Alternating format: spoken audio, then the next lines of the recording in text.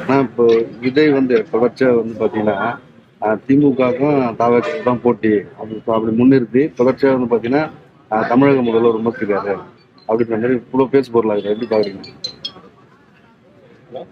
அதாவது யாருமே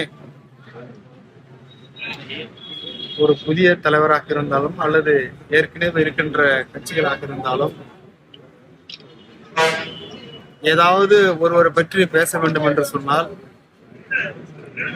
அதை ஒரு குறிப்பிட்ட கட்சியை எதிர்த்து எங்களுக்கும் அவர்களுக்கு தான் போட்டி. இதற்கு முன்பாக ஒரு சில தலைவர்கள் நாங்கள் யாருடன் கூட்டணி வைக்கவில்லை, நேரடியாக மக்களிடத்திலே கூட்டணி வைத்திருக்கிறோம் என்று புதிதாக சொல்லி ஒரு நிகழ்வை ஏற்படுத்தினார்கள்.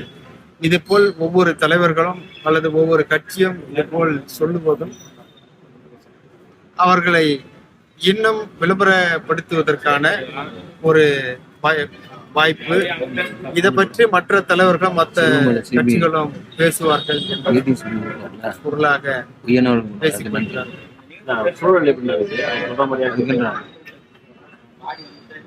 ஊடகம் உங்களுக்கு தெரியும் என்ன சூழ்நிலை. அதாவது நடிகர் விஜய் அவர்கள் தாவேகா கட்சியினுடைய தலைவர். அவர் வருவது, தேர்தலை சந்திப்பது, உண்மையாக அவர் வெற்றி பெற்றாலும் நாங்கள் வாழ்த்த கடமைப்பட்டிருக்கின்றோம். யாராக இருந்தாலும் ஒரு கட்சியின் மூலமாக மக்களை சந்தித்து தேர்தலில் நின்று வெற்றி பெறுகள் என்று சொன்னால் அவர்களை வாழ்த்துவதிலே முதன்மையாக இருக்கின்றோம். அதுபோல்தான் விஜய் அவர்களுக்கும் என்னுடைய வாழ்த்துக்கள்.